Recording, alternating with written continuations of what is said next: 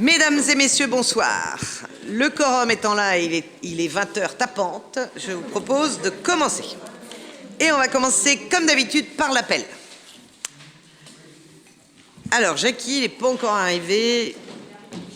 Il cherche une place, mais il ne va pas tarder. Laurent Sutteron. Présente. Jean-Claude Ami. Présent. Corinne Bourrel. Présente. Michel Champy. Présent. Ingrid Liénard. Présente. Philippe Delaunay est absent et a donné pouvoir à Madame Corinne Bourrel. Céline Petit. Présente. Mahmoud Medkachou. Présent. François Chantoiseau est absent et m'a donné pouvoir. Alexandra Corbeau est absent et a donné pouvoir à Mahmoud. C'est bon? Louis-Jean Nicolaï. Pas vu. William Derouet. Présent. Graziella Lagan. Présente. Morgane Garot. Présente. Anaïs Sérin. Présente. Jean Le Gallet. Présent. Gérard Lemoine est absent et a donné pouvoir à Michel Champy. Michel Néron. Pascal Renou. Oui, je suis là. Jean-Paul Tricot. Annie Bouteloup. Présente. Monica Breton. Présente. Claude Éveillot. Présent. Roland Frison. Présent. Sonia Potier. Présente. Et Ghislaine Thomazeau. Présente. Ah, bah on est nombreux ce soir, c'est bien. Bravo. Donc, je vous passe le petite signature. Première question par rapport au procès verbal. Est-ce qu'il y avait des modifications à apporter sur le procès verbal de notre séance du 25 août? Alors attention, demain, qui commence? Comme vous voulez. Monsieur Frison. Alors je commence. Je voulais faire une remarque. Nous avons fait une grosse erreur, les élus de la minorité. Nous aurions dû partir. Il n'y avait pas le quorum. Il n'y aurait pas eu le quorum, pardon. Si on était parti, il n'y avait pas le quorum. Oui. Eh bien, on a fait une erreur, on aurait dû quand même montrer l'absentéisme de la majorité et partir. Et il n'y aurait pas eu de conseil. Mais comme vous étiez là, il y a le quorum, donc il n'y avait pas de problème. Eh bien oui, mais je tiens à faire remarquer quand même. C'est pas parce que vous êtes de la minorité que vous n'êtes pas élu, et donc vous faites partie du conseil. Tout à fait. C'est grâce aux mineurs quand même. Monsieur Néron? Avec le micro, s'il vous plaît. Petite observation que j'avais déjà faite. On parle sur la deuxième feuille concernant la programmation urbaine. J'avais précisé, Madame le maire explique à la suite de ma question. Est-ce que tu peux me donner le numéro de page, s'il te plaît, qu'on regarde tous ensemble? Il n'y en a pas de numéro. Ah merde. C'est tout de suite. C'est le deuxième. Non, simplement, on emploie Ça commence bien. on demande au maître d'ouvrage de faire le cahier des charges. Donc c'est le maître d'œuvre, simplement. Ouais. Alors attends, il faut que je trouve où c'est, hein, parce que du coup, s'il n'y a pas le numéro de page, voilà. Alors donc, on est Madame sur... le maire explique qu'il n'est pas possible de le transmettre car la MO, entre parenthèses, maîtrise d'ouvrage. Non, c'est maîtrise d'œuvre.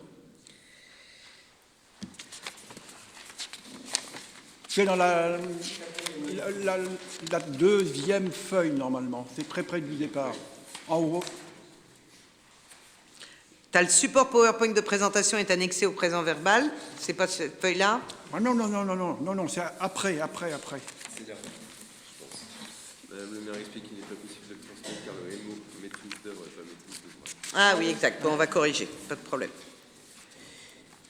Je vous propose qu'on le vote avec cette correction, du coup. Qui est contre? Qui s'abstient? Je vous remercie. Et donc, on va passer à l'ordre du jour et il va me falloir un secrétaire ou une secrétaire de séance. Qui était le dernier?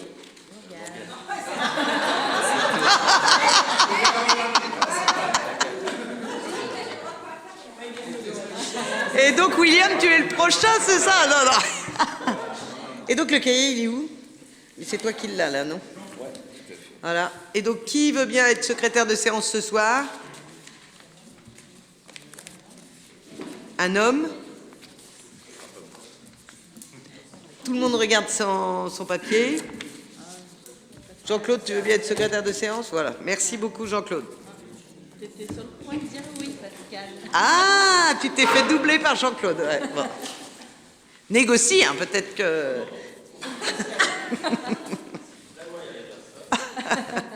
Merci beaucoup. Donc du coup, l'ordre du jour, alors nous avons une demande d'ajout de délibération de l'ordre du jour avant l'ouverture officielle de notre conseil municipal. Vous l'avez sur vos tables. Je vous demande de pouvoir soumettre une délibération supplémentaire relative avances exceptionnelles de frais de transport et d'hébergement pour les collectivités territoriales proches du LUD dans le cadre de réunions, congrès, formations ou autres événements communs avec la commune du LUD et leur demande leur approbation pour l'ajouter à l'ordre du jour de cette séance et je vous expliquerai tout à l'heure pourquoi. Donc, pas d'opposition à ce qu'on rajoute cette délibération?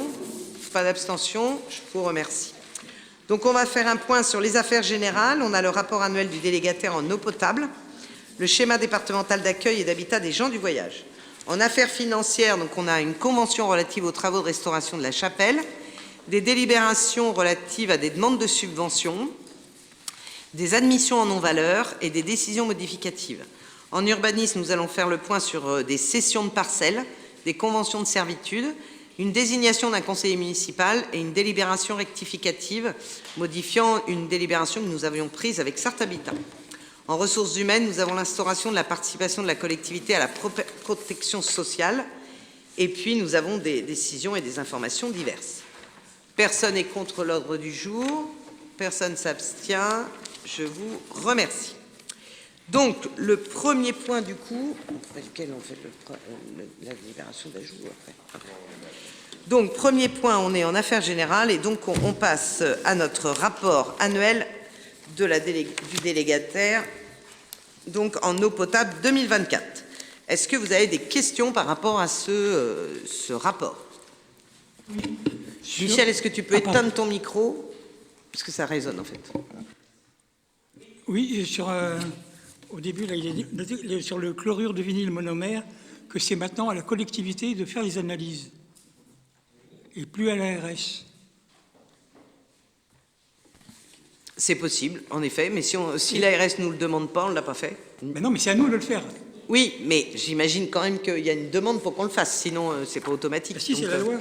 Attendez, alors je vais vous dire. Qualité de l'eau, page 42, sur page 42. Par là.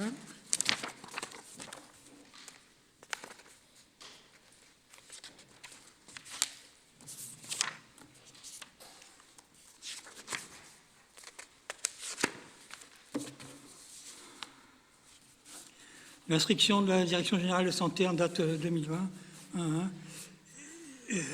c'est à la collectivité, positionne la collectivité au centre du dispositif de gestion préventive et corrective des risques sanitaires liés à la présence du chlorure de vinyle monomère dans l'eau destinée à la consommation humaine. Ainsi, cette instruction transfère à la collectivité et non plus aux ARS la responsabilité de réaliser les étapes. Donc, je vais savoir, alors, dans le rapport, à la fin, c'est noté qu'il y a eu 12 analyses, mais ça a été fait par nous, Alors, les analyses ont été faites par notre délégataire. Par le délégataire. Toujours. Et on avait... vous aviez posé un certain nombre de questions par rapport au... Monsieur Frison, la dernière fois qu'on l'avait vu l'année dernière. Et oui, donc, on avait fait un courrier à Veolia pour avoir vos réponses. Et donc, on les a eus. Alors, vous avez pris mon rapport qui était là, et normalement, vous devez avoir dans le rapport des petites post-it. Oui, mais il y a à la fin de... 75, de la page 71 à 75 qui vous répond à vos questions que vous aviez posées l'année dernière. Oui, oui. Voilà. Avec toutefois une remarque, c'est que les taux admissibles en France sont beaucoup plus élevés que dans certains autres pays, ce qui permet d'être acceptable. Je ne peux que accepter, mais en même temps, nous devons nous conformer aux règles françaises. Non, mais donc, bien voilà. sûr, bien sûr, madame. A-t-il d'autres questions?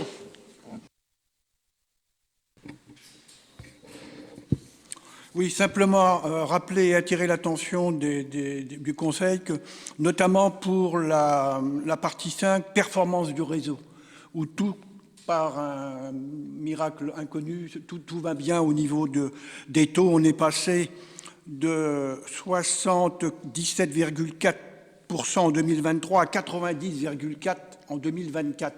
Ça, c'est dû parce que lors du débat, vous savez qu'il y a eu beaucoup de compteurs qui n'ont pas été relevés et qu'il y a eu des estimations.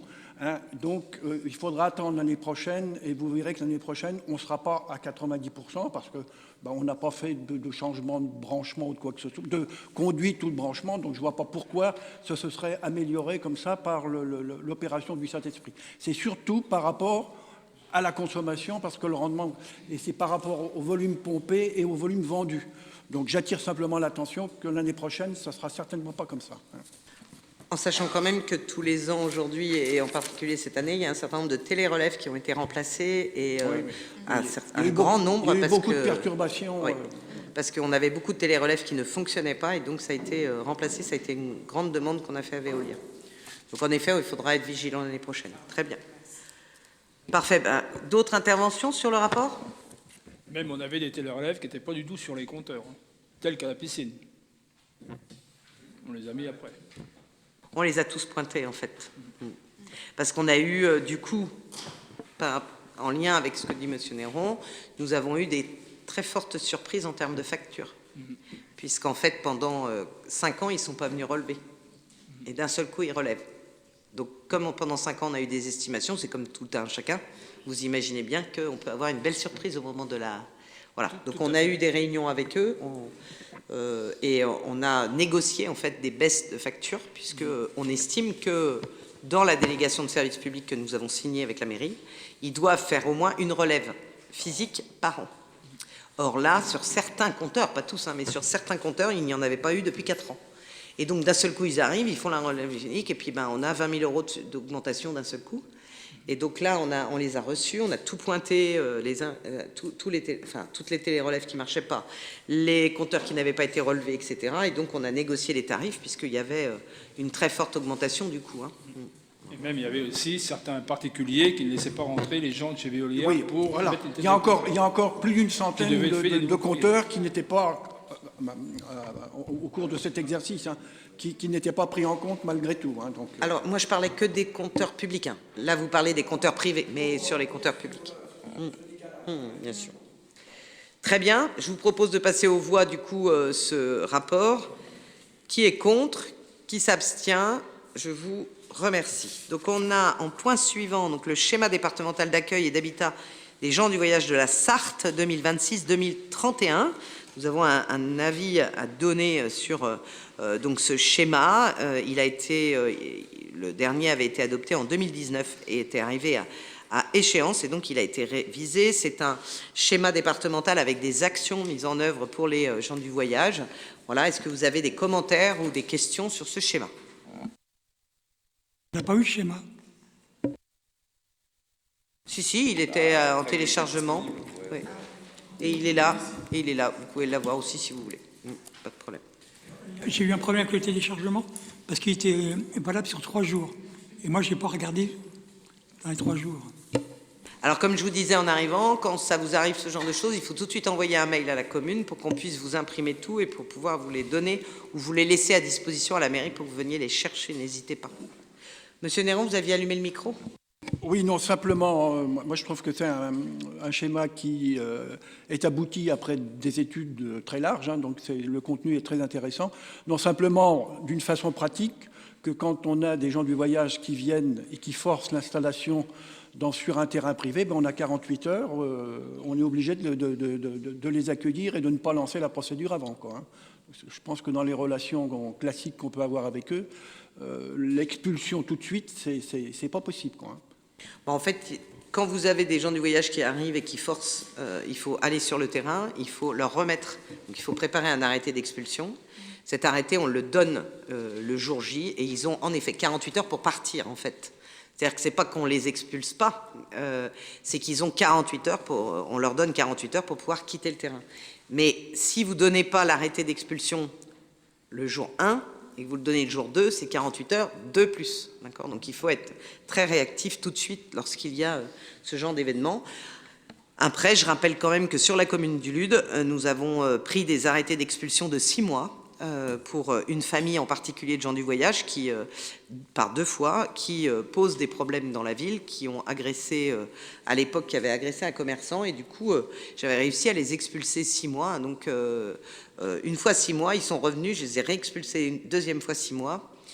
Bon, depuis, c'est beaucoup plus calme, voilà, puisqu'ils savent que quand ils viennent, ils peuvent être expulsés à tout moment. Mais c'est pas si simple.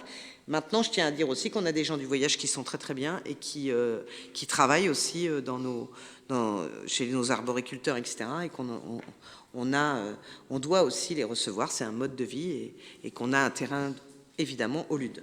Mais ce schéma départemental nous montre aussi toutes les actions qui sont mises en œuvre pour la scolarisation des enfants, le social des gens du voyage, etc. Pas d'autres questions sur ce schéma? Je vous propose de le passer aux voix. Qui vote contre? Qui s'abstient? Je vous remercie. Le point suivant, donc on arrive aux affaires financières. Le premier point, c'est une convention relative aux travaux de restauration de la chapelle Notre-Dame de la Miséricorde au LUD. Donc pour petit rappel, je vous rappelle que cette chapelle qui est située juste à côté de l'ancien hospice, nous avions, au 13 septembre 2021, décidé de déléguer à l'Association pour la sauvegarde de la chapelle Notre-Dame de la Miséricorde la maîtrise d'ouvrage des travaux de restauration intérieure de la chapelle, financés par l'association. Voilà. Mais il faut évidemment maintenant passer par une convention afin de définir les conditions dans lesquelles l'association prend en charge ces travaux, puisque je rappelle que la chapelle est propriété communale. Les conditions dans lesquelles la commune prend en charge des travaux de restauration sur la structure, et puis les modalités de coordination entre les travaux de restauration intérieure d'une part et extérieure d'autre part. Donc vous avez eu le projet de convention. Si vous avez des questions, je suis prête à y répondre.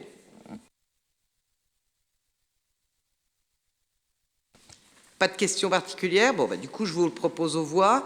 Alors, la seule chose qui me paraît important quand même de dire ici, c'est que l'ensemble des travaux extérieurs, d'accord, qui sera financé par la commune, devra être prévu dans le plan pluriannuel d'investissement et surtout, il devra être voté en conseil municipal.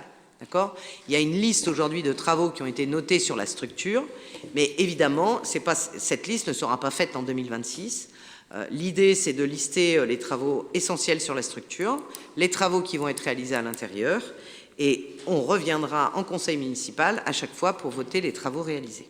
Oui, monsieur Néron. Oui, bien que tous les détails ont été précisés sur les interventions, on parle de travaux extérieurs. Or, des menuiseries, faut faire attention au niveau du terme, quoi. Hein. C'est pas des travaux extérieurs. C'est des travaux sur la structure. Voilà, même si c'est bien précisé. Très bien, je vous propose de le passer aux voix. Qui vote contre? Qui s'abstient? Je vous remercie. Le point suivant, je vais peut-être passer la parole du coup à Madame Bourrel. Non? Ah non, je le fais. Très bien, je le fais. Donc le 3 mars 2025, le conseil municipal a autorisé le dépôt d'une demande de subvention auprès de différents partenaires. Le coût prévisionnel avait été estimé à 226 566. Vous savez que nous avons donc contractualisé avec l'entreprise Zeppelin pour une mission de maîtrise d'œuvre. Vous avez les montants. Et concernant les travaux, je vous informe que l'analyse des offres a été présentée à la commission d'appel d'offres le 12 septembre 2025. Suite à cet appel d'offres, nous sommes donc sur le lot 1, c'est voies et réseaux divers qui a été attribué à Pigeon TP pour un montant de 178 858,76 hors taxe. Et le lot 2, espace vert, est attribué à SAS Paysages Julien et Légaux de Maraîcher pour 65 852,80 hors taxe, soit un montant global de 244 711,57, alors que nous avions donc 226 566 au départ. Donc je vous ajoute évidemment le financement qui est dans le conducteur, où nous avons travaillé sur des recettes complémentaires. Et donc nous avons un total de dépenses de 258 751,57 € hors taxe pour des recettes. Donc la région on avait voté, rappelez-vous, 75 000 € dans le cadre du contrat de territoire qui a été revu à la hausse suite à certains projets de l'intercommunalité qui n'ont pas été réalisés. Donc là, on n'est plus à 75 000, mais on est à 136 200 € de subvention. Nous allons avoir une aide aussi de la région dans le cadre des petites cités de caractère de 35 098. Et nous avons aussi une aide de la Banque des Territoires avec le département de 3 240, ce qui nous fait un total de restant à charge pour la commune de 84 213,49 sur un budget global quand même de 258 000 €. Et je rajoute là qu'on a fait une demande aussi supplémentaire de Leader, donc c'est une aide européenne qui est en cours de réalisation afin de pallier la subvention petite cité de caractère si la région nous annonce l'impossibilité de cumuler les 2 lignes régionales, c'est-à-dire le CTR et les PCC. Voilà. Pour l'instant, nous n'avons pas la réponse officielle puisque ça passe en commission. Voilà. Donc, du coup, il faut actualiser la délibération comme indiqué avec le plan de financement ci-dessous. Si vous avez des questions, je vous écoute.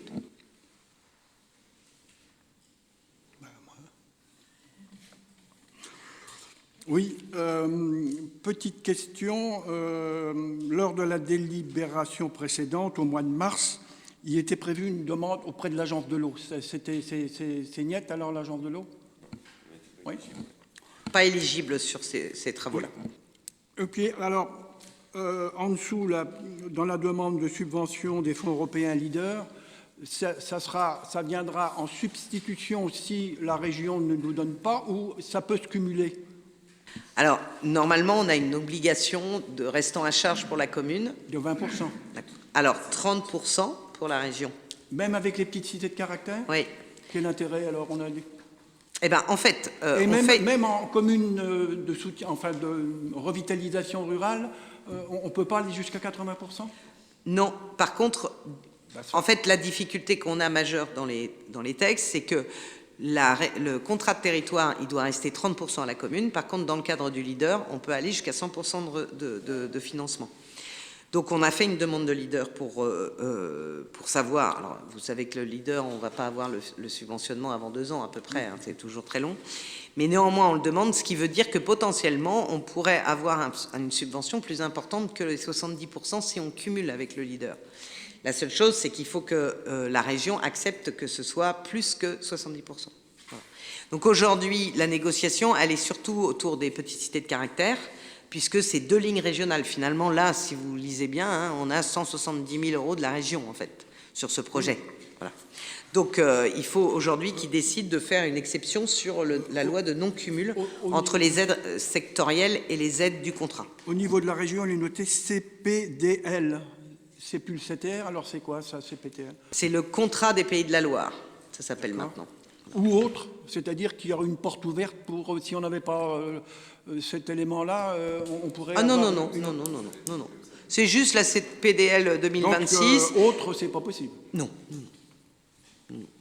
Non, c'est la CPDL qui a été d'ailleurs votée en conseil communautaire, hein, je rappelle, puisque c'est une somme, le conseil communautaire, la communauté de communes Sud-Sarthe a reçu 1 550 000 € de la région et a réparti cette somme autour des projets intercommunaux et des projets communaux. Donc au départ, on avait 75, et puis finalement, comme il y a un projet communal qui n'a pas été réalisé, on a réparti la somme pour ne pas la perdre. Ce qui nous fait qu'on double quasiment la subvention. Alors, ça, c'était pour les subventions. Concernant les travaux, vous mettez, considérant l'avis favorable de la commission d'appel d'offres, quels sont les arguments de la commission d'appel d'offres pour qu'à partir d'une évaluation de 226 560, on arrive, donc l'évaluation préalable hein, de départ, on arrive à un montant total maintenant TTC de 310 000, hein, ce qui fait qu'au niveau des travaux, il y a 67 000 € en plus.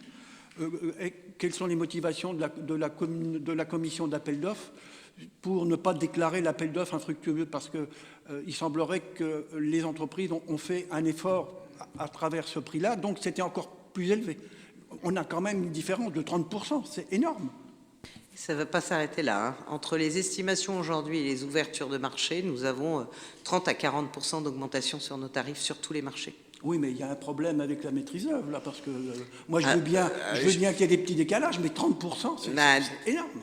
Du coup, Michel, je veux bien que tu dises ça, mais à ce moment-là, il y a des problèmes avec toutes les maîtrises d'œuvre, parce qu'aujourd'hui, sur l'ensemble des communes, et même la communauté de communes, on a aujourd'hui, en gros, 30% d'augmentation entre l'estimatif et l'ouverture des prix. 30% sur 10 000 € ça peut représenter, mais c'est des 30% sur... Bon, enfin, moi, je n'ai pas le... On pourrait avoir copie du rapport de la commission d'appel d'offres? Bien sûr. S'il vous plaît, d'accord. Et puis alors après, autre petit détail technique et financier, il est bien précisé que la signature des marchés se fait dans le cadre de la délégation du conseil municipal, hein, puisque le conseil municipal a donné délégation au maire pour signer des contrats, passer des marchés, dans la mesure où il y a des crédits prévisibles. Or, les crédits du budget primitif, c'est 250 000. Et là, on a une opération à 310 000. Donc, il va falloir abonder, sinon les marchés ne pourront pas être signés. Alors, oui, dans cette vision-là. Maintenant, pour l'ensemble des élus, encore une fois, le montant des recettes est supérieur à ce qu'on avait au début. Donc, Oui. ça pallie complètement la prise en charge, puisqu'aujourd'hui, le restant à charge de la commune est de 84 000. Oui, mais tu me promets que tu es sûr qu'on ait toutes les subventions Oui. aujourd'hui, là? Oui. On est sûr d'avoir toutes les Oui, subventions c'est qui sont là? acté, oui. Eh bien, écoute, j'en prends note, c'est très Pas bien. de souci. D'accord. Eh bien, écoute, je sais très... J'étais en commission permanente, donc oui. D'accord. Eh bien, ok. Bon. Ok. Voilà. Alors, bon, d'une façon plus globale, je voterai pas...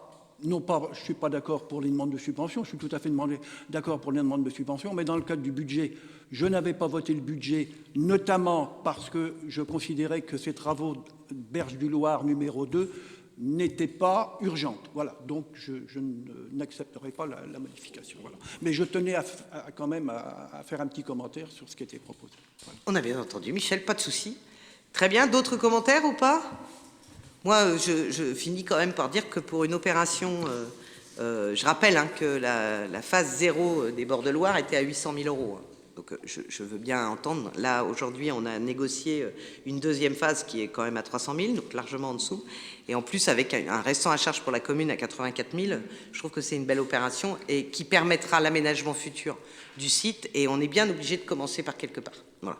Donc, même si toi, tu estimes que c'était pas urgent, nous, ça l'est, puisque c'est cet aménagement-là qui va définir aussi la surface sur Candia pour les futurs projets. Justement, ma préoccupation, c'est quel serait éventuellement l'impact de l'aménagement préalable des bords du Loir numéro 2 sur le futur aménagement de la friche industrielle. J'aurais aimé qu'on fasse la friche industrielle avant qu'on fasse les berges du Loir.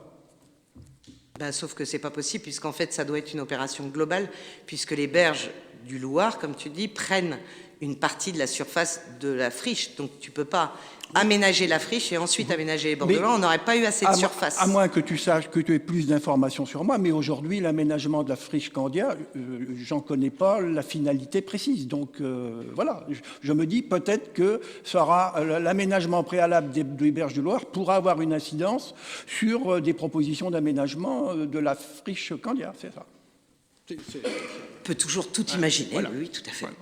Très bien, du coup on continue. Est-ce qu'il y a d'autres commentaires par rapport à cette situation ou je passe aux voix? Qui vote contre? Une voix, Monsieur Néron. Qui s'abstient? Alors, Mamoun, Jean-Paul Tricot, Sonia et Mme Bouteloup. J'ai oublié personne? Oui, c'est bon. Parfait. Merci beaucoup. Et ensuite, on passe donc à la partie financière. Je laisse la parole à Corinne.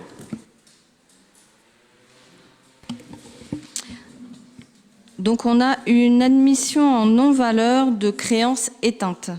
Donc, pour rappel, donc une créance éteinte, c'est une somme qui est due par un administré, mais qui a fait l'objet d'une procédure de surendettement ou d'une procédure judiciaire. Donc, aujourd'hui, le trésorier receveur municipal nous demande une admission en non-valeur donc pour une créance éteinte pour un montant de 211,50 €. C'est des recettes sur le budget principal, je n'ai pas précisé, au titre de la cantine et du loyer. Pour cette créance éteinte, donc du coup, on a les crédits nécessaires à l'admission en non-valeur qui seront inscrits au budget principal 2025 au chapitre 65.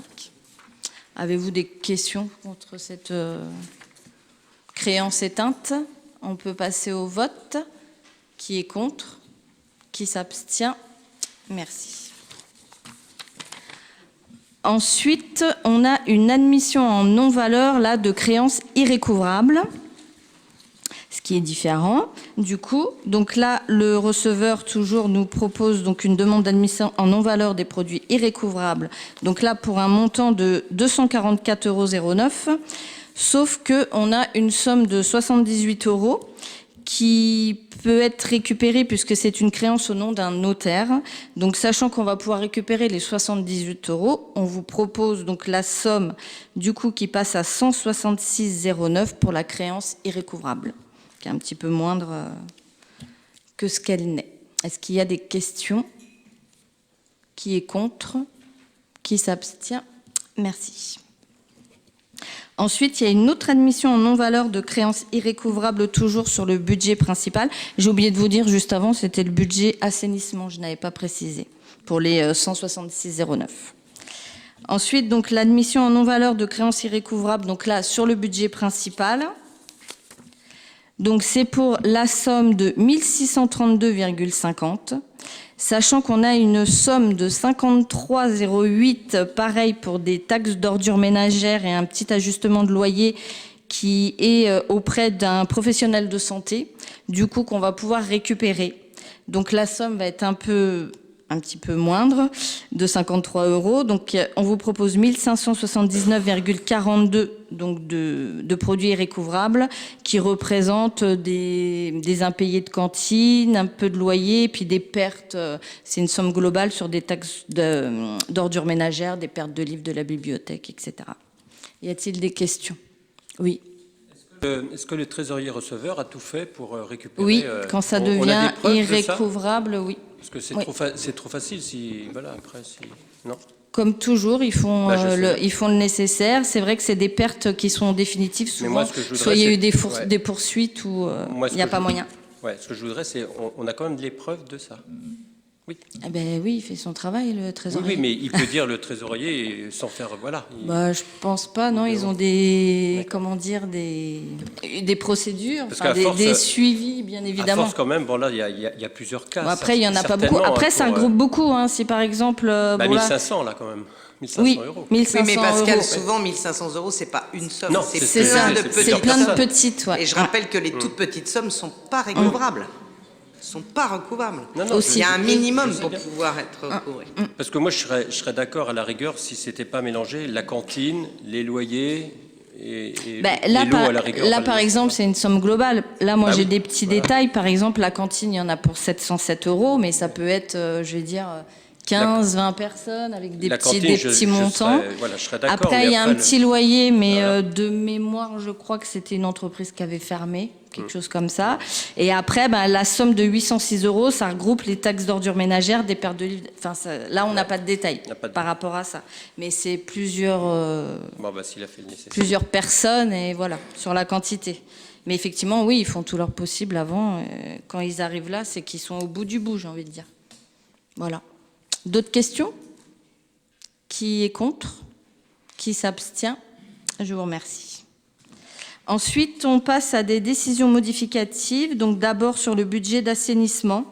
Donc ça, c'est par rapport en fait au module immobilisation du logiciel de comptabilité qui génère des crédits budgétaires pour les opérations d'ordre d'amortissement. Donc c'est lui qui nous propose en fait les sommes donc par rapport à ce qui est enregistré. Donc là, sur le budget assainissement, donc il y avait la somme de 267 270,78 donc alors d'un état d'amortissement des biens qui indique un montant de 267 615,78. Donc ça nous fait une somme de 345 € qu'il faut répartir sur les comptes et qui vont se répartir de la manière suivante. Donc dans la section de fonctionnement, donc au chapitre 42, dans la fonction 1 et le compte 6811 des amortissements, donc on va mettre plus 345 €. Pour le chapitre 23, dans le virement à la section d'investissement, donc on va mettre moins 345 €. Et dans la section maintenant d'investissement dans les recettes, on va mettre au chapitre 21, donc les moins 345 € et au chapitre 040, les plus 345 €. Voilà pour cette écriture à modifier. Y a-t-il des questions? Qui est contre? Qui s'abstient? Je vous remercie. Ensuite, pour le budget principal, donc ça c'est une décision modificative. Donc ça c'est par rapport à nos impôts directs locaux. Donc là ça touche essentiellement la THLV, donc la taxe d'habitation sur les logements vacants. Donc en fait, on a perçu donc la somme totale de cette taxe, sauf qu'il y a des administrés qui avaient certainement logements qui n'étaient plus vacants, enfin, c'était pas à jour. Donc, on demandait des dégrèvements. Et du coup, on a 11 000 euros qui vont se déduire de ce qu'on avait touché sur la taxe d'habitation. Donc, cette somme, il faut qu'on la réparte, qu'elle soit répartie dans les comptes, du coup. Donc, dans la section de fonctionnement, côté dépenses, donc on va mettre au chapitre 14 plus 11 000 euros. Au chapitre 023, dans la section d'investissement, donc on va mettre moins 11 000. Ensuite, on va passer à l'investissement. Dans la section d'investissement, dans les recettes, on va mettre au chapitre 021, moins 11 000 euros. Et ensuite, en investissement dans les dépenses, on va mettre au chapitre 23, moins 11 000 euros. Voilà, des questions. Qui est contre? Qui s'abstient? Je vous remercie.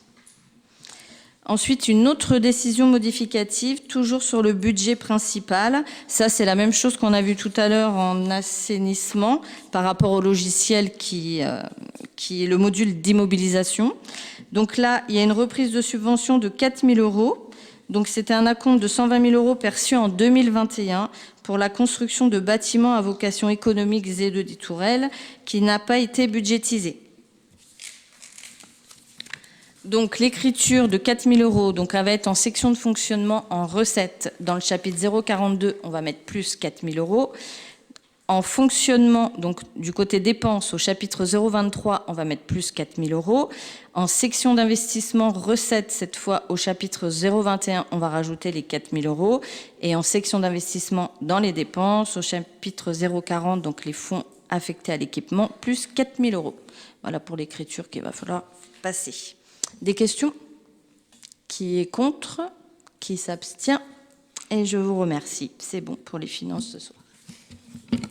Merci Mme Bourrel. Donc là, on va passer à la délibération que vous avez sur table. En fait, nous avons besoin, le Trésor public nous demande une délibération pour simplifier en fait la charge comptable de certains frais de transport. Lorsque nous faisons des transports communs, par exemple, à plusieurs communes, en train, nous faisons une réservation pour être ensemble et donc nous facturons ensuite aux communes pour le remboursement. Voilà. Et donc, à chaque fois, en fait, il faut tout un dossier avec une attestation de chaque commune. Et donc, le Trésor public nous demande aujourd'hui de faire cette délibération d'avance exceptionnelle de frais de transport et d'hébergement pour des collectivités territoriales proches du LUD. Donc, en cas de déplacement avec mes collègues maires ou avec entre adjoints de mairie, etc., ça nous permet, avec cette délibération, de pouvoir faire les titres de recettes pour être remboursés des communes qui partent avec nous. Voilà. Des questions sur cette délibération? Bon, c'est un point comptable du Trésor public. Qui vote contre? Qui s'abstient? Je vous remercie. Le point suivant, donc, on arrive à des affaires plutôt d'urbanisme. Et donc, le premier point, c'est une cession de parcelle qui est cadastrée AI 52 6 16 bis avenue de Saumur, qui était une parcelle donc en vente. Monsieur Philippe Delaunay, adjoint au maire, étant personnellement intéressé à la présente cession, ne participe pas aux travaux préparatoires ni au débat ni au vote. Bon, il n'est pas présent, donc ça ne pose pas de problème. Et donc, je sollicite votre accord pour pouvoir vendre la parcelle 16 bis avenue de Saumur, cadastrée AI 52, d'une superficie totale de 543 m² au prix de 8 000 euros. Évidemment, nous avons pris à tâche de l'avis des domaines qui a fait une évaluation du prix à 9 000, assortie d'une marge d'appréciation de plus ou moins 15%. Donc, la négociation est arrivée à 8 000 euros. Des questions sur cette vente? Je vous propose de le passer aux voix. C'est oui. Plus les frais de notaire. Oui, là c'est le prix de vente. La charge des frais de notaire est à la charge de l'acheteur. C'est constructible. C'est une parcelle constructible. Alors, elle est à moitié constructible Elle est et à moitié en DDRS. à moitié zone rouge non constructible et à moitié constructible. Voilà. Donc elle n'est pas très constructible en fait. C'est les garages, oui. Donc, très bien, je vous propose de le passer aux voix. Qui vote contre? Qui s'abstient? Je vous remercie. Deuxième session, ce sont les parcelles cadastrées AM18 et AM19, situées 82 rue du Bourg-Nouveau. Donc je sollicite votre accord pour pouvoir les vendre. C'est une superficie totale de 800 m² qui est au prix de 10 200 euros. Donc elle est pour partie en zone urbaine à vocation mixte. et pour un autre secteur permettant la reconnaissance des secteurs de jardin, donc une partie en jardin, voilà. Et donc, voilà, je vous l'ai décrit, et donc vous m'autorisez à le vendre pour 10 200 €. C'est une parcelle où on a démoli en fait un bâtiment qui était en très mauvais état, voilà.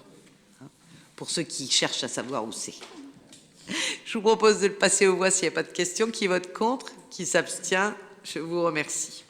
Nous avons ensuite une convention de servitude Enedis sur la parcelle cadastrée AD 397, 3 place François de Nicolaï devant la mairie. Donc, dans le cadre de l'amélioration de la qualité de desserte et d'alimentation du réseau électrique, donc Enedis doit réaliser des travaux sur la parcelle communale. Et donc, on doit signer une convention de servitude qui permet de poser le socle, d'utiliser les ouvrages désignés, etc. Voilà. Et donc, je vous demande l'autorisation de pouvoir signer cette convention qui est conclue pour la durée des ouvrages et à titre gratuit. C'est pour mettre une borne électrique pour des véhicules électriques. Voilà. Oui. C'est toujours. Voilà. Mais il nous faut une convention pour pouvoir amener l'électricité. Voilà. Un seul. Oui, une seule place. Et ça va surtout permettre à notre policier municipal de recharger son véhicule aussi. C'est un peu compliqué. Voilà. Je vous propose de le passer aux voix. Qui vote contre? Qui s'abstient? Je vous remercie. Ah si. Ce sont. Aujourd'hui, on a des bornes électriques qui sont situées sur Intermarché, qui sont des bornes privées. En termes publics, aujourd'hui, on n'en a pas du tout sur la commune. On n'est pas référencé. C'est un vrai besoin. Donc là, on aura une borne qui pourra charger 2 véhicules. Voilà. Et oui, c'est une seule borne pour 2 véhicules. Et donc, voilà, la personne qui veut la recharger, elle paye et elle recharge, pas de souci. Mais du coup, notre policier pourra aussi s'y recharger s'il a besoin. Voilà. Mais évidemment, c'est pour permettre, en tout cas, à ceux qui ont des véhicules électriques de pouvoir se charger au LUD. Voilà. Les travaux commencent en fin d'année, le temps que la convention soit signée, mais ce sera fin d'année. L'objectif étant d'avoir les bornes disponibles en début d'année. Voilà. Ça va aller vite parce qu'en fait, la borne, on l'a. Le plus lourd, c'est d'amener l'électricité au coin. C'est la traversée de la route, hein, puisqu'en fait, on est pile en face du... C'est ça, des bornes à forte charge, non? Oui. Ah, d'accord. Et rapide. Enfin, c'est-à-dire que ça dure pas longtemps. Oui, c'est-à-dire que l'objectif, c'est que quand même, ce soit intéressant. Bah oui. On ne reste pas 3 jours à charger la voiture. Du coup, ça va encore faire 2 places en moins sur le... Non, pas du tout. Une seule place. Là où c'est organisé, en fait, on a un zébra qui saute et c'était pas une place de parking. Et donc, une place de parking. Ça fait une de moins, mais sauf que les véhicules électriques pourront s'y garer comme ils se garent sur les autres places. Voilà. D'accord. Et pour les commerçants, etc., c'est aussi une demande de pouvoir avoir des véhicules électriques parce que potentiellement, vous garez votre véhicule, vous le branchez et vous allez faire vos courses. Oui. Voilà. C'est aussi, ça peut amener en tout cas de l'attractivité dans le centre-ville. Ok, je vous propose de le passer aux voix. Qui vote contre? Qui s'abstient? Je vous remercie. Nous avons une délibération un peu particulière ensuite. Nous devons désigner un conseiller municipal pour la signature d'un arrêté relatif à la déclaration préalable de travaux déposée par Madame le maire. Donc, en fait, je vais être très clair, j'ai une locataire qui habite rue du Parc dans une de mes maisons et sa porte a été cassée et donc je dois la remplacer. Et comme nous sommes dans le périmètre petite cité de caractère, nous devons déposer donc une autorisation de travaux et comme je suis la propriétaire et aussi maire, je ne peux pas signer en fait. Donc il me faut désigner un élu qui soit en capacité de signer à ma place cette autorisation de travaux, en sachant que de toute manière, elle est soumise aussi à l'architecte des bâtiments de France. Voilà.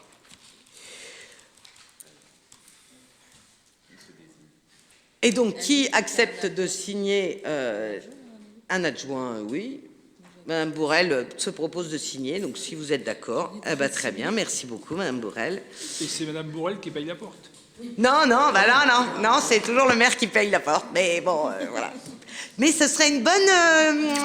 je vais peut-être y réfléchir, Madame Bourrel. Je n'aurai qu'un stylo dans ma poche.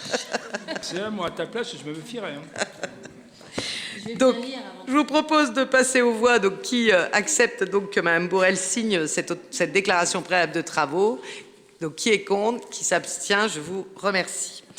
La autre délibération, donc c'est une délibération rectificative. Nous avons pris une délibération donc le 30 juin 2025 concernant donc la convention avec Sarthabitat. Depuis l'adoption de cette dernière, la convention initiale a été modifiée. Cette modification permet de clarifier les conditions de mise en œuvre du projet. Je trouvais qu'il y avait besoin de clarification. Où est-ce que c'est? Rue des Bleuets, c'est... Rue des Bleuets? Ah ben alors, Monsieur Frison, vous connaissez le lutte pourtant. Eh ben la rue des Bleuets, c'est celle qui est parallèle à la rue de Jeanneteil, en fait, c'est-à-dire en face du laboratoire. Voilà. La rue des Bleuets, c'est celle qui est à l'intérieur, en fait. Voilà. Si, parce qu'elle est dans la zone de Sarthabitat, la rue des Bleuets.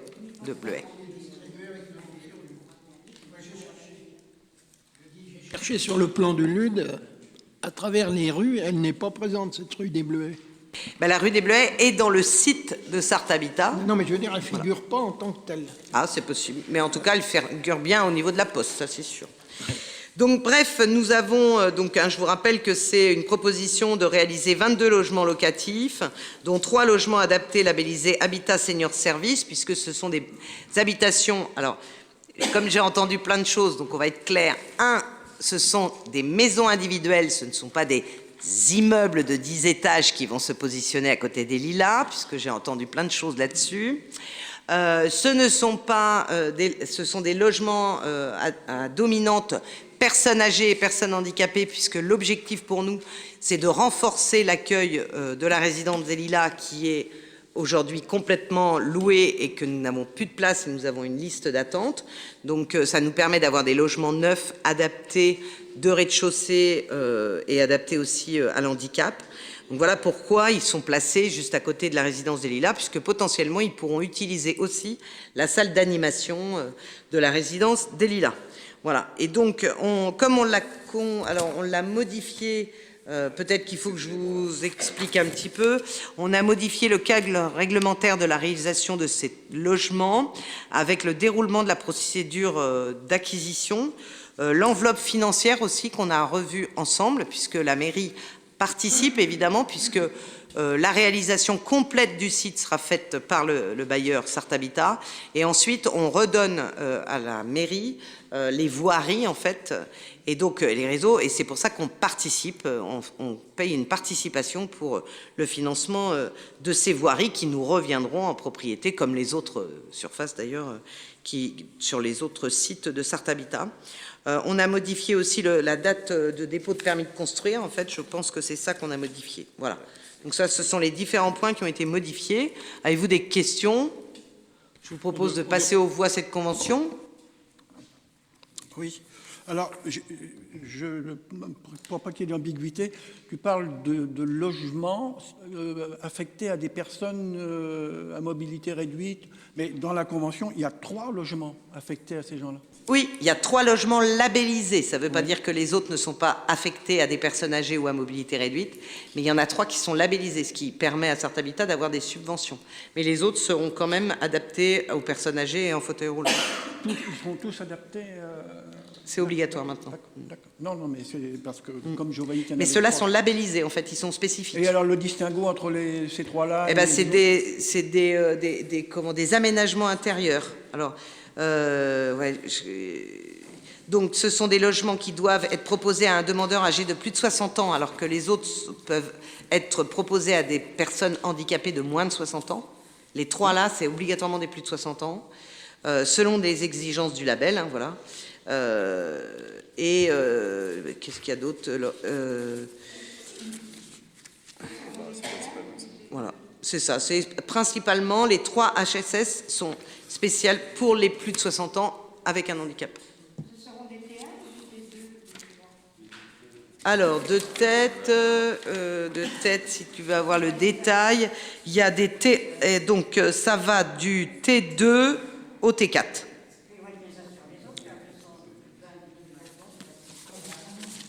Oh non, ils ont chacun une petite maison, chacun un petit jardin. Ça va être vraiment un petit un site qui est vraiment bien aménagé.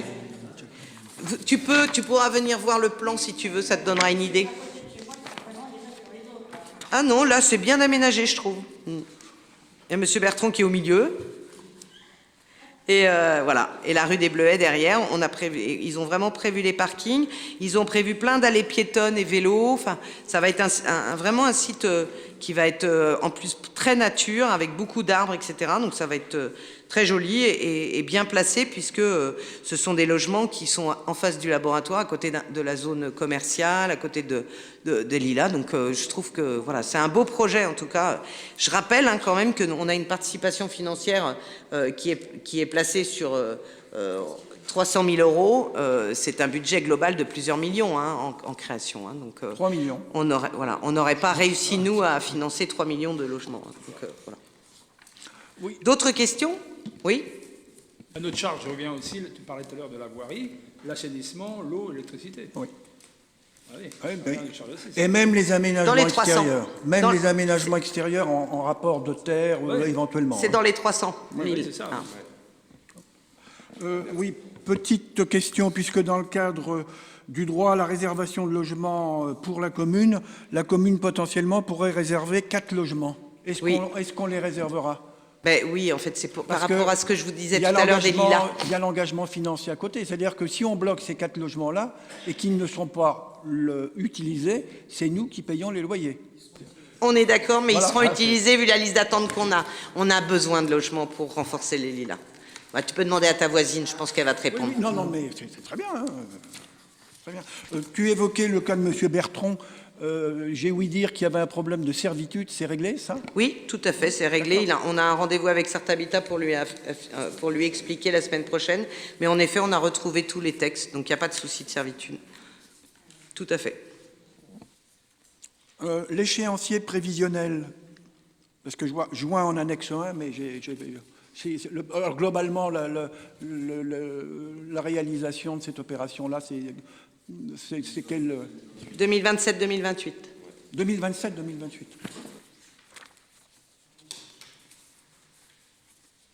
Pas d'autres questions? Je vous propose de le passer aux voix. Qui vote contre? Qui s'abstient? Je vous remercie. C'est une très belle offre de logements supplémentaires pour notre commune. Je rappelle aussi qu'on a besoin de renforcer et de soutenir nos écoles. Et donc, il nous faut des logements aujourd'hui avec des familles, puisque je vous rappelle qu'on a quand même fermé une classe à Brassens l'année dernière et qu'il faut qu'on conforte nos écoles. Donc, on a aussi besoin de nouveaux habitants et d'enfants. Et là, avec les T4, ça peut répondre. Et malgré ce qu'on peut dire, ça répondra aussi à un besoin de nos personnes âgées d'avoir des logements de rez-de-chaussée et adaptés à leurs besoins. Et donc, c'est un vrai soutien aux Lilas et c'est dans ce cadre-là qu'on l'a réalisé. Voilà. Ensuite, donc, on va passer aux ressources humaines, l'instauration de la participation de la collectivité à la protection sociale complémentaire santé des agents dans le cadre de la labellisation. Donc, la loi et les textes réglementaires en vigueur prévoient cette participation obligatoire des collectivités territoriales à partir du 1er janvier 2026. Voilà, et donc ça oblige à notre collectivité d'inscrire une participation financière au budget communal à hauteur de 15 € par mois et par agent, quelle que soit sa quotité de travail. Et donc ça permet aux agents de bénéficier d'une couverture santé complémentaire. Voilà. Avez-vous des questions? Il est toujours allumé ton micro. Michel, tu as une question? Non.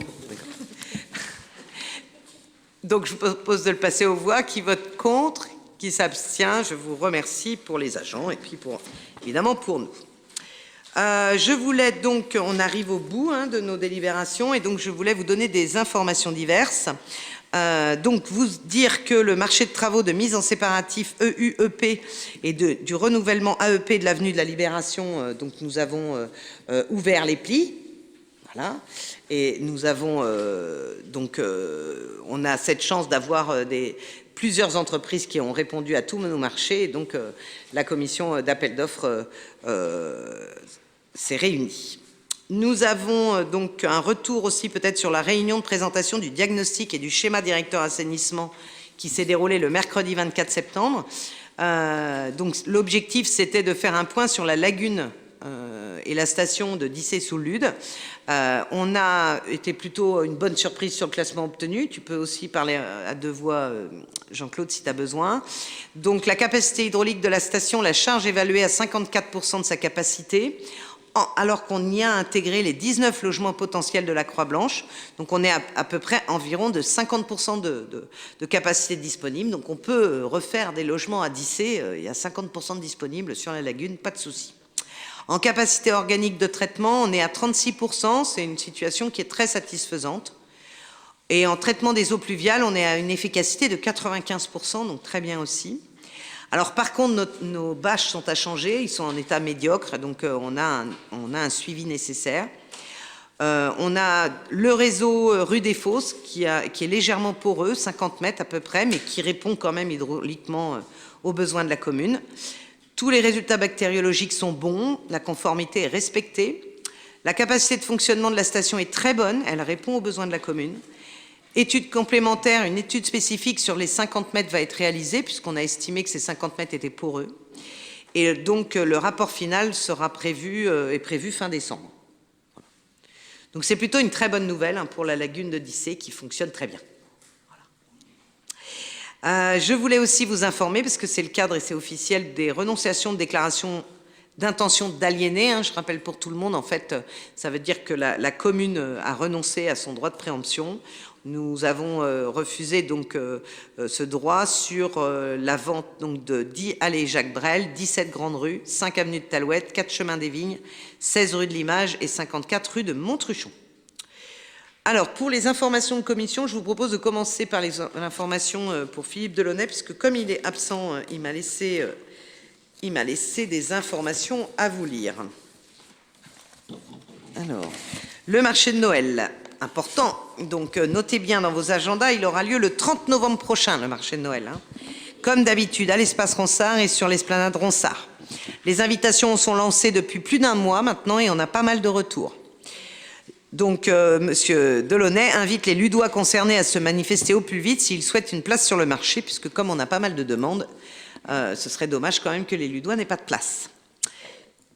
Artistes en Sarthe, l'association Magasin éphémère Artistes en Sarthe, qui était présente durant toute la saison d'été, a fermé ses portes pour les mois d'automne et d'hiver. Donc on réfléchit déjà ensemble sur la future saison 2026 pour leur retour estival sur le Lude. Elles s'y plaisent. Par contre, elles ne pourront plus être dans ce local en face du château, puisque moi qui étais au conseil d'administration de la SPL tout à l'heure, il a bien été acté que l'office de tourisme déménageait donc en face du château, dans ces locaux-là. Et donc il va y avoir des travaux qui vont commencer avec des propositions de décoration à l'intérieur en lien avec la Renaissance, le château, etc. Ça va vraiment être un très très bel office de tourisme. Et donc il va falloir qu'on retrouve un emplacement l'année prochaine pour nos artistes en Sarthe. L'art au bout du pinceau avec Florence Huguetto, donc l'artiste peintre présente cet été rue Dorée avec son exposition et ses ateliers est à la recherche d'espace chez des commerçants ou autres lieux générant du passage pour exposer 3 ou 4 de ses tableaux afin de se faire connaître et pourquoi pas les vendre. Donc si quelqu'un est intéressé, il faut prendre contact avec Philippe Delaunay à la mairie. Deuxième point que je voulais rajouter, vous savez que notre fleuriste, donc Amandine, a quitté ses locaux en centre-ville. Et donc depuis, alors je rappelle que c'était un commerce dans le cadre de nos commerces à l'essai.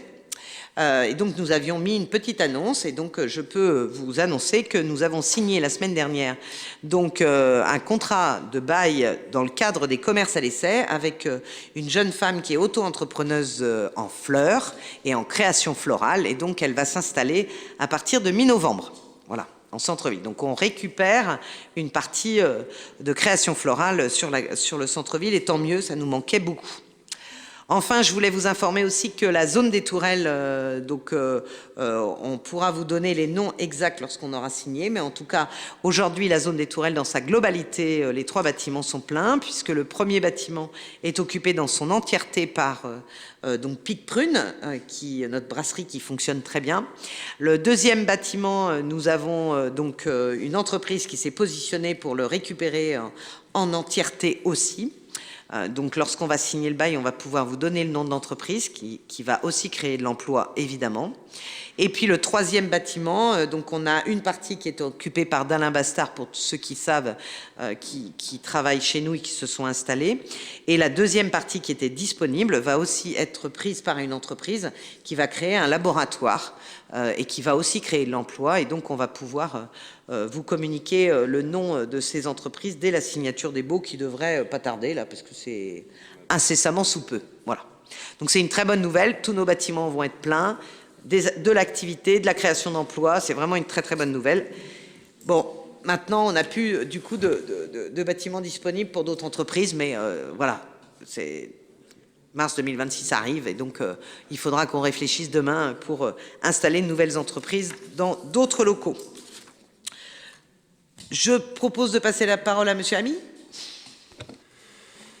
Un petit point sur les ordures ménagères. L'enfouissement des colonnes pour les ordures ménagères dans le secteur de l'ancienne gare débutera, c'est pas la fin de la semaine, c'est dès demain pour remplacer celles de la rue des Akennes. Elles ont été livrées ce matin et l'enfouissement est censé commencer demain. Des composteurs partagés sont aussi... Vous êtes tous au courant où c'est la rue des Akennes?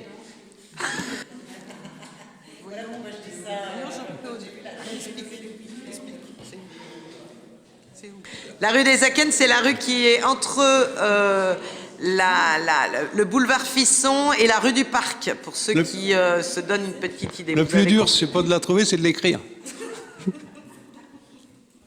On avait une vraie... Enfin, là-dessus, je remercie Jean-Claude aussi. On a beaucoup travaillé sur ce sujet parce que cet endroit était un lieu de dépôt sauvage régulier, avec une grosse difficulté pour le propriétaire du mur derrière qui ne pouvait pas manger l'été, etc., avec les odeurs. Donc on a rencontré évidemment les riverains, on a beaucoup travaillé sur ce sujet et donc on va pouvoir enfin enlever ces poubelles de cet endroit-là qui va redevenir plus sain pour avoir des semi-enterrés à côté qui vont répondre aux besoins de tout le quartier. Un petit point sur les travaux communautaires. Le permis de construire pour la construction de la maison de santé ayant été accordé pendant les vacances, les travaux communautaires pour le transfert du centre social équipage de la gare vers la rue du Bœuf ont repris. L'objectif étant un transfert pour la fin de l'année et voir après le démarrage de la maison de santé. Enfin, l'étape, c'est déjà de libérer la place pour pouvoir construire la maison de santé. Mais normalement, en fin d'année, on devrait pouvoir occuper l'étage de l'EIS.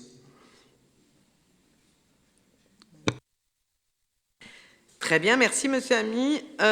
Du coup, je passe la parole à Céline. Alors moi, c'est pour le petit rappel du repas des aînés ruraux, donc en fait qui se tiendra le dimanche 14 décembre. N'hésitez pas surtout à envoyer vos coupons car il n'y a plus beaucoup de place. Donc si vous voulez participer à ce repas, n'hésitez pas, envoyez vite le coupon. Et puis je voulais m'adresser aussi aux élus pour savoir si effectivement il y en a qui sont intéressés en tant que bénévoles pour nous aider à servir. Donc si vous êtes intéressés, n'hésitez pas à voir avec Madame Bertin pour qu'elle puisse vous noter. Voilà, merci. Madame Petit, on a décidé d'augmenter encore la capacité d'accueil du repas de Noël puisque l'année dernière, nous avions malheureusement refusé des inscriptions et donc c'est toujours très malheureux de refuser des inscriptions d'habitants qui veulent déjeuner avec nous. Et donc là, aujourd'hui, on est sur une capacité de... 400 personnes plus les bénévoles. Donc vite, si vous souhaitez y participer, envoyez bien votre inscription rapidement. Monsieur Le Gallais. Petit point culture ou gros point culture? Oui, c'est comme on veut. Pour le cinéma, donc pour le mois de septembre, nous avons projeté 6 films, dont un film qui était très chouette, L'incroyable histoire du facteur Cheval, dans le cadre des Journées du patrimoine. Et à ce jour, nous avons accueilli, depuis le début de l'année, 2831 spectateurs pour une recette brute de 10 059 €. Pour le mois d'octobre, qui va être un mois assez fort au niveau des films, nous avons sélectionné 5 films tout public et 23 projections de séances dans le cadre de Graines d'Images Junior, dont le tarif imposé est de 4,50 € pour tous. On distribue un passeport à chaque enfant qui donne droit à une gratuité au bout de 3 séances payantes, et ce, dans toutes les salles participantes de la Sarthe. Je rappelle que le 8 octobre à 15 h, nous projetons en ciné senior le film « Fils de », avec François Cluzet. Synopsis à lire sur le programme d'octobre diffusé sur les réseaux sociaux au Bois-Ronsard. Culturel, l'ouverture de la saison culturelle a eu lieu le 12 septembre avec la présentation de la saison et le concert d'Anaïs Rousseau. Environ 90 personnes ont partagé ce moment. Le prochain spectacle est programmé le dimanche 12 octobre à 16h à l'Espace Ronsard, intitulé Sur un fil, des 8 ans au tarif de 15 € et 10 € pour les abonnés. Je rappelle que le jeudi matin, l'Espace Ronsard est ouvert de 10h à midi pour acheter des places. Les 3 journées du patrimoine ont attiré dans toutes les activités proposées un public nombreux et intéressé. Le feu d'artifice a embrasé notre ciel et émerveillé notre public, venu très nombreux, avec de très bons échos de satisfaction. Et là, je m'adresse un peu à tous. Merci à celles et ceux qui étaient présents, et au nom de la commune nouvelle, nous les remercions. Microfolie et bibliothèque le vendredi 3 octobre à 15h, donc ce vendredi, avec Cézanne, présentée par Marianne Corbel. Le samedi 4 octobre de 10h30 à 17h, animation sur le thème à la conquête de l'espace. Je rappelle que la microfolie est ouverte tous les mercredis de 14h à 17h. Quelques activités à la bibliothèque Ludothèque, le samedi 4 octobre à 10h, boîte à histoire. Le vendredi 31 octobre de 18h à 22h, une soirée jeu. Le 20 octobre à 10h30, la bibliothèque et la microfolie proposent une lecture musée où histoire et œuvres d'art se mélangent. Un petit mot sur les anciens combattants, parce que le 11 novembre approche. Donc on a organisé une réunion le 10 octobre pour la préparer.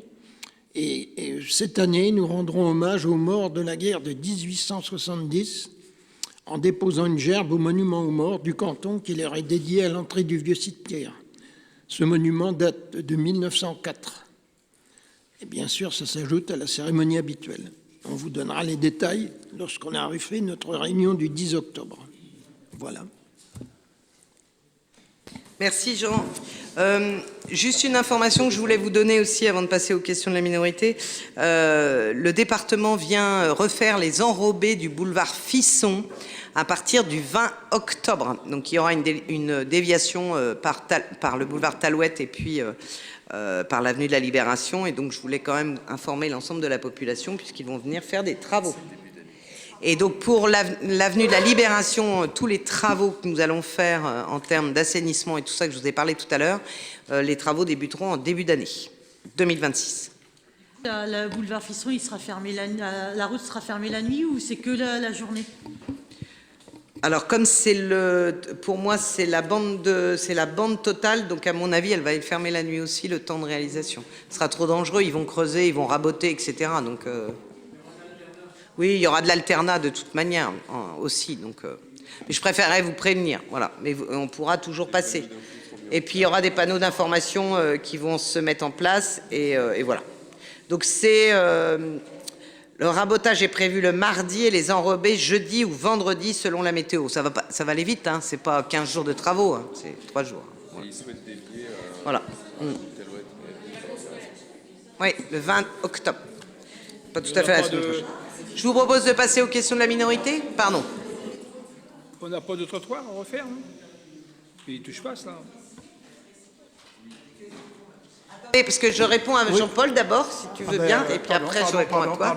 On n'a pas de trottoir à refaire Ils font alors d'après ce que j'ai compris, il y a les panneaux, il y a des bouches, ils vont refaire certaines bordures de trottoir et le scellement des tampons.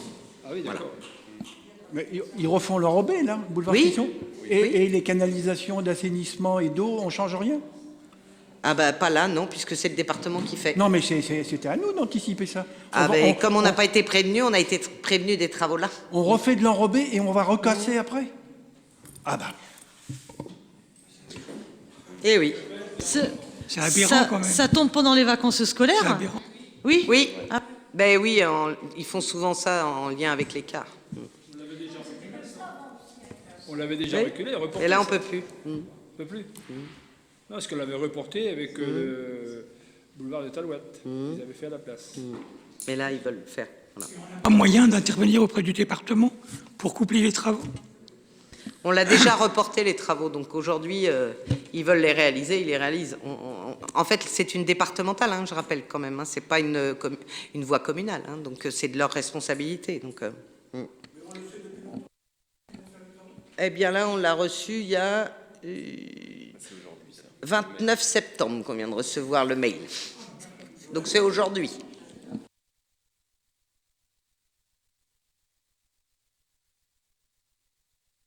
Programmation de travaux, ça doit demander du temps quand même. C'est quand même pas normal. En fait, ils font leur programmation départementale. Et puis après, ils préviennent quand ils viennent sur les départementales. Voilà. Non. Je vous propose de passer aux questions, M. Fridon. Oui. Avant les questions, je voudrais faire une remarque. Il y avait le CCAS tout à l'heure, et j'ai encore pris une claque dans la figure. Sur 14 dossiers, sur 14, il y avait 2 personnes qui avaient un reste à vivre de moins 5 € par jour. Il y avait 3 foyers qui avaient moins de 1,50 € par jour. Et il y avait 5 dossiers où le reste à vivre est négatif. C'est-à-dire qu'ils dépensent plus, ils ont plus de dépenses fixes, loyer, électricité, etc., que ce qu'ils gagnent. 5, c'est énorme, quoi. L'appauvrissement de la population, et on ne peut pas faire grand-chose. On va filer 100 balles alors qu'il y a 1000 balles de dette d'électricité. C'est désespérant, quoi. Le CCAS, c'est vraiment... pour moi, c'est douloureux, voilà. Bon, on passe aux questions. Alors, c'est douloureux, c'est pas désespérant, parce que le CCAS est là quand même pour soutenir les familles en difficulté. Et c'est vrai qu'on les aide quand même beaucoup, mais c'est douloureux, oui. Après, ce que j'entends par M. Frison, c'est qu'en plus, il y en a beaucoup qui ont des dettes et ils n'y arrivent pas parce que tout simplement, les indemnités journalières, il y en a une, ça fait 4 mois qu'elle n'a rien reçu. Donc, effectivement, dans le sens de M. Frison, c'est compliqué, quoi. Les personnes ne peuvent pas vivre sans ça. On en a eu 2 dossiers comme ça, donc effectivement, ils ont un reste à vivre très bas. Il y a des retards dans les versements. La CAF, en fait, a énormément de retard. On nous disait tout à l'heure, c'est passé à la télé. La Sécu, pardon. C'est passé à la télé et les Pays de la Loire, on est dedans. Donc là, c'est pour vous dire, la personne qui est venue au CCAS, elle est venue le soir et le matin, elle avait rappelé, ils lui ont répondu, écoutez, c'est en cours et il faut attendre encore 8 semaines. Donc depuis juillet, la personne, elle attend. Elle a du mal à payer le loyer, donc c'est un peu compliqué. Et le propriétaire, la presse derrière, parce qu'il aimerait bien la mettre dehors. Donc voilà. Voilà. Sur les questions. Que s'est-il passé avec la personne responsable de la guinguette qui a fermé en cours de saison? Alors, je vous lis la réponse de Philippe Delaunay, qui n'est pas là, mais qui m'a préparé une réponse. Donc, concernant la guinguette, la gérance a eu des problèmes de santé importants et la personne qui la secondait était d'une parfaite incompétence. Ce qui est exact. Hein. Et cela n'a malheureusement pas encouragé les clients à fréquenter cette guinguette et donc elle a dû fermer. Concernant l'aménagement de la guinguette, parce que vous aviez des questions aussi, je crois, là-dessus, il n'y a aucun matériel hormis une machine de pizza qui était restée depuis très longtemps et un petit frigo, et il n'y a pas de friteuse que de la commune, en fait. Hein. Donc les personnes qui louent la guinguette viennent avec tout leur matériel. Voilà. Et Philippe me dit, j'ai été présent quasi tous les jours sur le camping toute la saison et je n'ai jamais eu de doléance pour un manque de frites. Et si toutefois un campeur avait une grosse envie de frites, il y avait pour cela tous nos restaurateurs ludois qui se seraient fait un grand plaisir de servir des repas avec des frites. Voilà. Je pense, parce que quand les campeurs, il y avait la guinguette à côté, ils allaient prendre une barquette de frites, quoi. C'était dans l'esprit, quoi. Ça fait partie de l'esprit guinguette, quoi. Hein. C'était curieux qu'il n'y en ait pas. Bon, deuxième question. Des anciens témoignent avoir vu de l'eau lors d'inondations dans les anciens abattoirs. Or, lors de la présentation du projet d'aménagement de la friche, seul le champ devant, au bord du Loir, était indiqué comme inondable. Je sais pas, qu'est-ce que vous voulez que je vous réponde? En effet, le plan de prévention des risques d'inondation de la préfecture indique que le terrain qui est au bord du Loir est inondable, mais pas les abattoirs. Voilà. Après, vous me dites qu'en cas d'inondation, il y avait de l'eau dans les anciens abattoirs. J'imagine qu'il devait y avoir de l'eau aussi ailleurs, puisqu'on était en pleine inondation. Mais en tout cas, Pascal Renou, qui est un voisin, il n'a pas l'air de dire qu'il y a beaucoup d'eau dans ce secteur et qu'il n'a jamais vu d'eau dans les abattoirs. Maintenant, en cas de forte inondation, on peut avoir... Moi, rue Dorée, quand il y a vraiment un gros orage, j'ai un peu d'inondation aussi dans ma cour. Bon, mais aujourd'hui, en tout cas, réglementairement, les anciens abattoirs ne sont pas considérés comme inondables.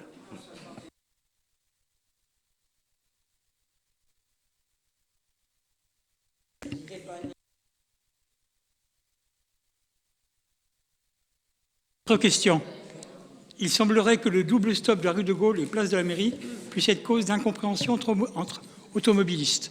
Et alors, quelqu'un me l'avait dit, il disait, mais oui, mais c'est un stop quand même. Et moi-même, j'étais confronté à ça avec quelqu'un qui, hop, et puis passer quoi. Alors, c'est tout l'objectif de ces deux stops, voyez-vous. En fait, on n'a aucun retour d'administrés en mairie qui sont en difficulté, mais par contre, on a eu plein de retours d'administrés qui sont très contents parce que du coup, ça casse la vitesse. C'est-à-dire que quand ils montent la route, le stop les fait s'arrêter et donc ils redémarrent et du coup, la vitesse s'est drôlement calmée. Mais en effet, l'objectif de ces doubles stops, c'est qu'à un moment donné, lorsqu'on a deux véhicules, eh bien, derrière, il y a censé avoir la priorité à droite. Hein. Voilà. Donc, voilà. C'est dans le code de la route. Donc moi, je ne peux pas vous dire autre chose que de relire le code de la route pour ceux qui se posent des questions d'incompréhension. Mais à partir du moment où on a deux stops, eh bien derrière, c'est la priorité à droite. Donc on laisse passer à droite et ensuite on passe. Voilà. Moi, je peux juste faire confirmation. Il y en a beaucoup qui grillent le stop. J'ai failli me faire rentrer 2 fois dans la même journée. Je pense qu'il va y avoir des accidents à un moment donné. Hein. Parce que c'est soit ils font pas attention, ou le panneau il est pas assez gros, mais il y en a plein qui grillent le stop. Hein. Alors, on était Sonia, en expérimentation, hein, donc c'est pour ça que la couleur, elle était orange. Donc là, aujourd'hui, l'ensemble des riverains qui nous avaient demandé de trouver des solutions étant d'accord et plutôt contents de cette situation, on va passer en définitive. Donc en définitive, on va changer la couleur, du coup. On va la mettre en définitif. Voilà.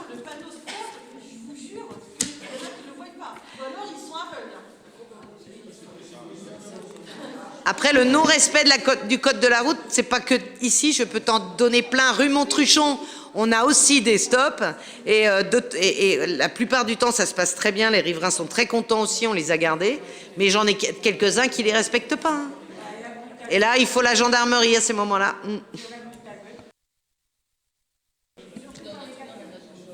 Sur les boulevards, il y a des feux et parfois ils passent au rouge. Qu'est-ce que... Voilà. Tu prends la rue Le Roi Henri, c'est pareil. Il y a des priorités à droite, personne n'arrête. Par contre, moi j'avais demandé un stop à la route de Genteil, en face des maquillonnières. Là. On l'a demandé, ça fait au moins 1 an. Il n'y a toujours rien. Ouais. Tu l'as demandé en commission? Oui. Ah bah moi j'ai On pas avait parlé même un jour de ça. Ah oui, mais pas en commission parce qu'on l'a pas noté, c'est pas dans le compte rendu. Donc je vais en parler là. On a une prochaine commission voirie, si tu veux, je peux remettre ça sur le tapis. Parce qu'il y a longtemps qu'on le demande, parce que c'est vrai que les gens qui descendent du laboratoire à une certaine vitesse, ceux qui arrivent de la route de Saumur, ben, ils coupent un petit peu à gauche. D'accord. Ben, je le mettrai à la commission. À la future commission voirie, on pourra mettre le sujet. Et pareil, on fera comme ici, on fera une expérimentation dans un premier temps pour voir si ça marche, et puis après on le laisse. Ça serait très bien, parce que je vois la rue du Montruchon, c'est super bien ça maintenant. Bah oui, je trouve aussi. Alors après, il y a toujours des gens qui respectent pas le stop, mais qu'est-ce que... Là, Là, j'y peux pas grand-chose, Sonia, à part me mettre à côté. Et même quand je me mets à côté, je vous rappelle que derrière la mairie, on a eu une dame qui a grillé le stop et qui a essayé de me renverser et qui a eu une sans-suite de la part de la gendarmerie à ma plainte. Hein. Donc, même quand ils grillent des stops devant le maire, ils sont même pas sanctionnés. Donc aujourd'hui, voilà. Bref, Monsieur Frison. Dernière question. Il y a quelques années, la commune a acquis les fauteuils d'un théâtre parisien, payant au moins le transport, me semble-t-il. De plus, ils doivent encombrer un espace communal, car il y avait un problème de compatibilité pour leur installation à Ronsard. Qu'en est-il à ce jour? Donc vous avez raison, on a récupéré en fait des fauteuils gratuits. On a, avec la ville d'ailleurs de Montval-sur-Loire, parce qu'on n'était pas tout seul, d'un théâtre parisien, on les a fait venir ici chez nous. Et donc on n'a payé que le transport, alors que globalement, le coût d'un changement global de nos fauteuils nous aurait amené à des centaines de milliers d'euros. Nous avons constaté que pour pouvoir les installer, il faut les adapter en fait. On a une difficulté, c'est que on a des sièges seuls, qu'on a trouvé le système pour les adapter, mais dans les fauteuils que nous avons achetés, c'est là, j'imagine que vous allez tous au cinéma et vous avez dû vous en rendre compte, aujourd'hui c'est la grande mode d'avoir non pas des sièges individuels, mais aussi des sièges doubles ou triples, c'est-à-dire sous forme un peu de canapé si vous préférez. Et là, l'adaptation à nos propres fauteuils de l'espace Ronsard est encore plus compliquée, puisque nous, à l'Espace Ronsard, ce sont des fauteuils uniques. Donc on a un vrai problème technique aujourd'hui. Moi, j'ai demandé qu'on installe quand même des fauteuils, en tout cas les fauteuils individuels, régulièrement, puisque l'idée, c'est pas de fermer l'Espace Ronsard non plus le temps de réaliser les travaux, mais d'essayer de le faire régulièrement. Mais à l'heure d'aujourd'hui, en tout cas, on n'a pas encore trouvé la solution technique pour les fauteuils double ou triple. Ils sont stockés où? Ils étaient dans les bâtiments industriels et maintenant, ils sont stockés chez... Alors, je ne sais pas si je dois le dire pour qu'on vienne les prendre après. Donc, ils sont stockés dans un autre bâtiment communal. C'est ça. Voilà, parce que si je donne des explications sur le net, hein, on est filmé, j'ai pas envie qu'on les retrouve ailleurs. Donc, ils sont relogés dans un logement communal. Voilà. Je vous remercie beaucoup. Et puis, du coup, on va clore ce conseil municipal. Je vous remercie et je vous souhaite à tous et à toutes une très bonne soirée. Merci.